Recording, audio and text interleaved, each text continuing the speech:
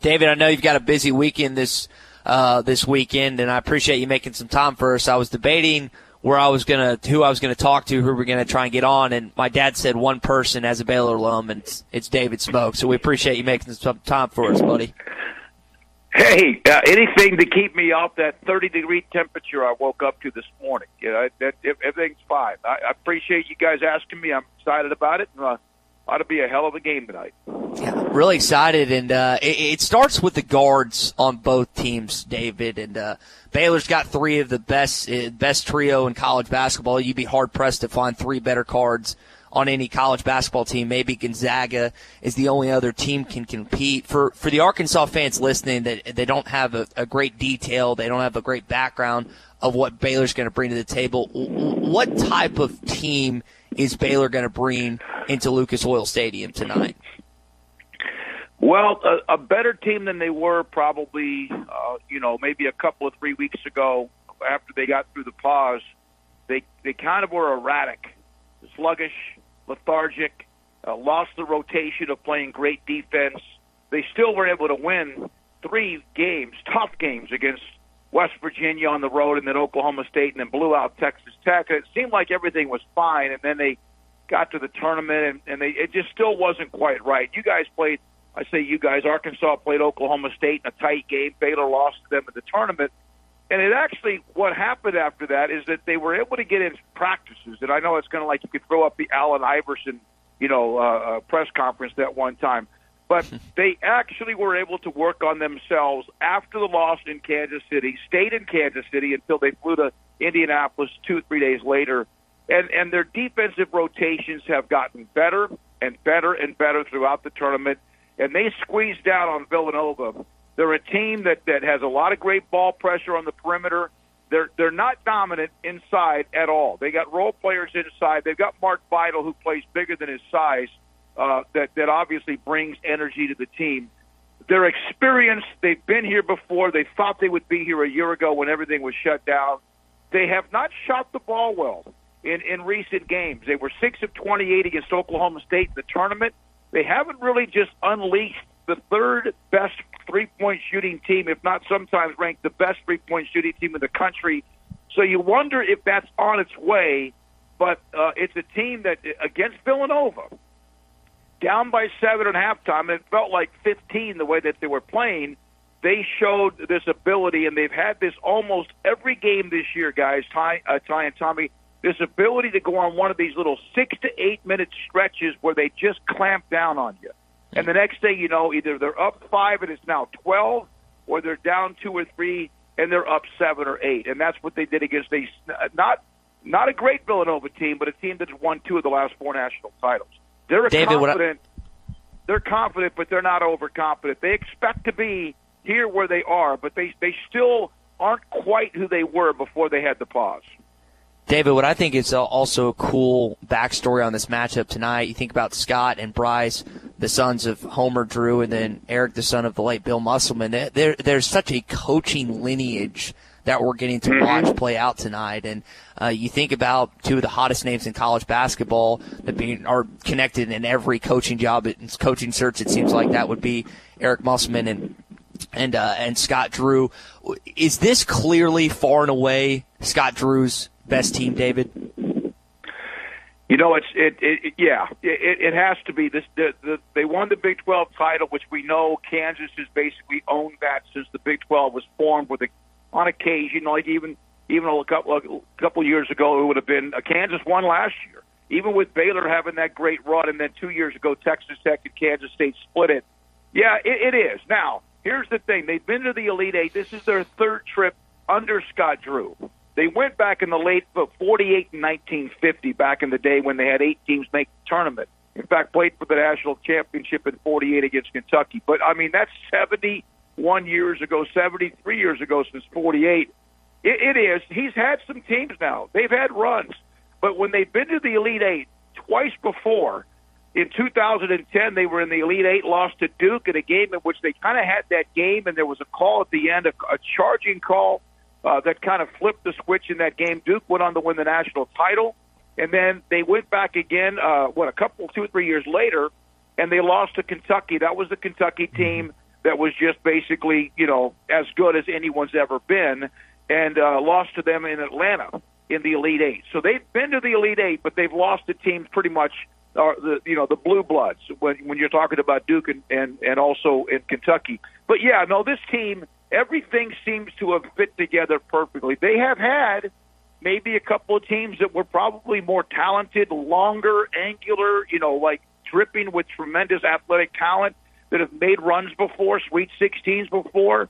They had a team that kind of disappointed, but then went on to win the NIT that kind of launched them into this run that they're in now. I think 6 of the last 7 years they've been to the tournament. But, yeah, this team here is awfully special, and it's because they're experienced, they're seasoned, they've got just enough of a I think last year's team, I would love to have seen what would have happened in the tournament because they had Freddie Gillespie inside, who was a force inside offensively. They really don't have that guy that they could go down to. This team was remade a couple of years ago when their center, Tristan Clark, went out and has really never played. In fact, medically retired before the start of this season. But I would say yes because of what they accomplished, but it would be a successful season because of what they've done. But they have, from the beginning, and a lot of teams can say this, but they can't really actually feel it.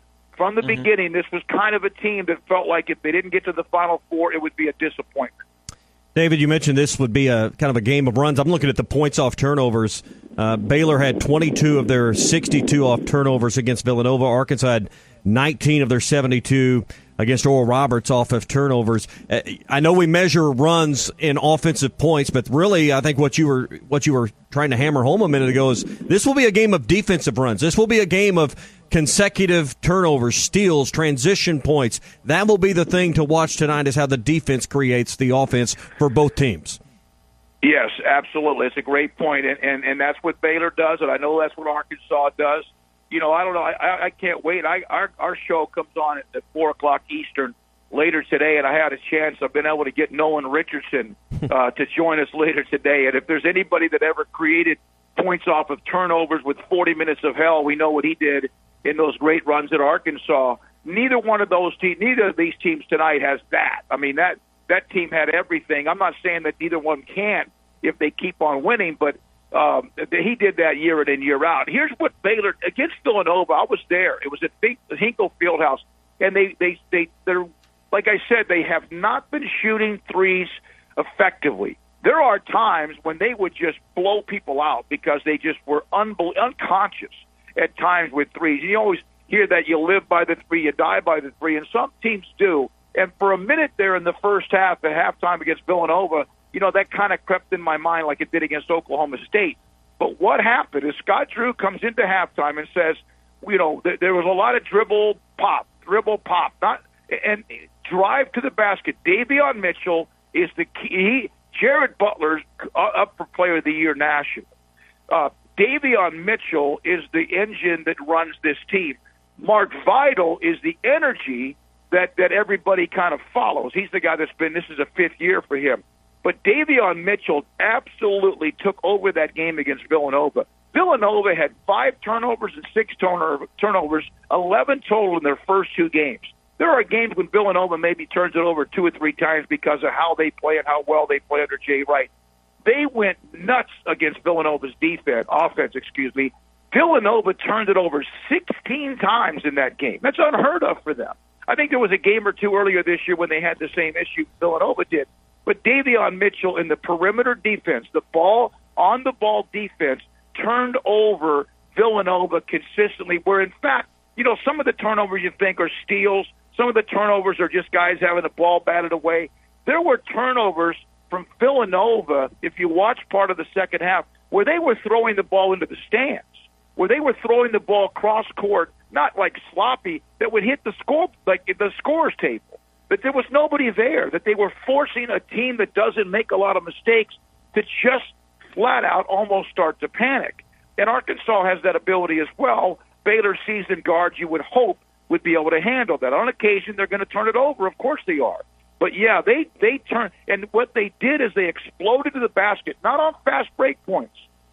Not a lot of their points were easy fast break points. There were some. But Davion Mitchell, Macy O'Teague, Jared Butler started to just hammer the ball inside and started using their quickness to be able to get around what Villanova had to get some easier buckets.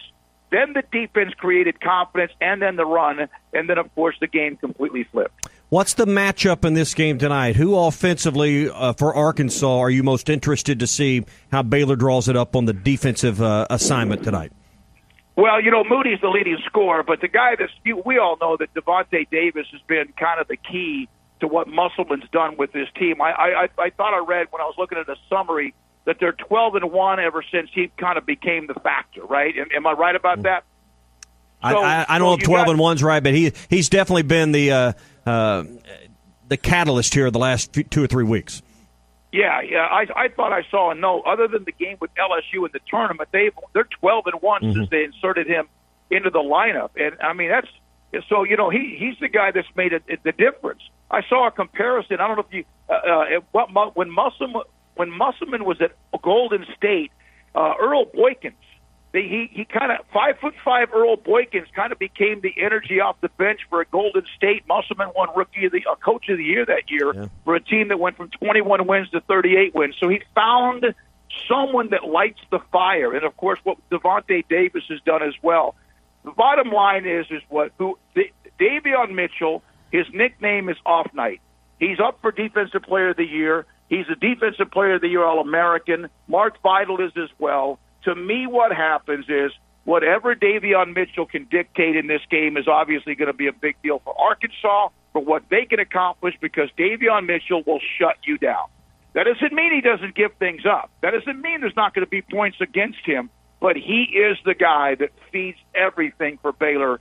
He actually right now, as good as Jared Butler's been, as really good as Maceo Teague has been and others, that Davion Mitchell, this has almost become his team in a way, because not only what he does, he's always been good defensively, but his offensive game has taken off this year. That's what separated him. So whoever Davion Mitchell, I don't know what Scott will do. They had to go against Robinson Earl at Villanova. The question was, how does Baylor handle him? And early on, he kind of ate him up a little bit. But they kind of threw different people at him. They've got size with Flo Thamba, but he's not strong. He can block some shots. He'll give you a couple of dunks in the game. But a lot of it's going to depend whoever they put on with Davion Mitchell. But also watch the Maceo Teague gets overlooked way too often. He can light it up. He had a huge night against Texas Tech to end the regular season. He's a guy that never gets talked about much when it comes to their defense, and yet very few people score points against him. But Mitchell gets a lot of the credit because he's just so energized and so active. Dave, it's funny you bring up Earl Borkins because he's actually the director of student-athlete development at Arkansas with Eric Musselman. So cool connection there. And really get inside David Smoak, SicEm365, kind enough to spend some time with us this morning on the Morning Rush. David, enjoy the game tonight. It's going to be a late one for both you and I, but I think we'll be able to make it through it, especially if we both anticipate it being as good of a game as the outlook looks like. Yeah, it's a little crazy. A 10 o'clock tip, basically, Eastern time. But hey, everyone has been working towards this moment. They would play at 2 o'clock in the morning if they had to. That's right. I look forward to it. Thanks for having me on, Ty and Tommy. Good luck tonight, and it ought to be one heck of a game.